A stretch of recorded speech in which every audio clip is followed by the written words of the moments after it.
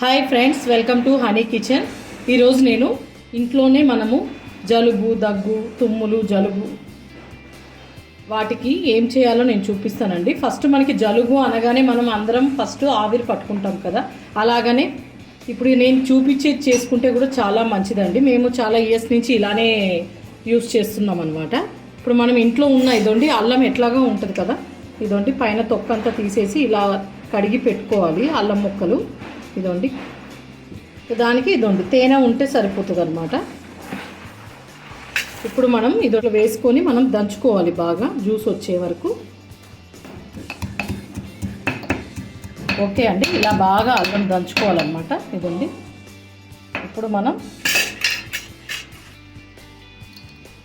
దీంట్లో నుంచి జ్యూస్ తీసుకుందామండి. ఇలా పిండుకోవాలి. ఇదండి,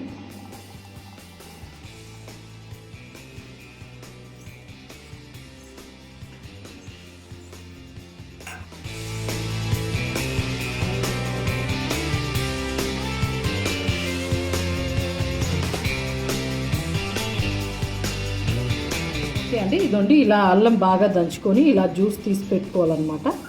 ఇప్పుడు మనం ఇదండి ఈ స్పూన్లో ఇదండి తేనె, ఇదండి తేనె ఒక హాఫ్ స్పూన్ వేసుకోవాలి కొద్దిగా. ఇదండి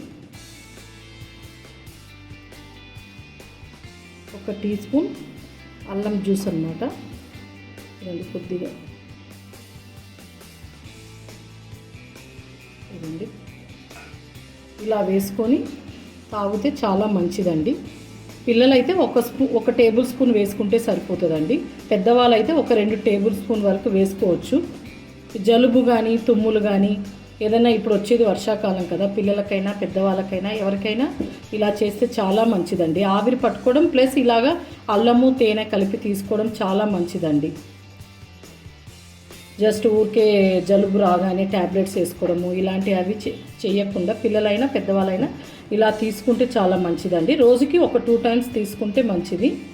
మా హోమ్ రెమెడీ కానీ మీకు నచ్చినట్టయితే లైక్ చేయండి, సబ్స్క్రైబ్ చేయండి. Okay friends, bye.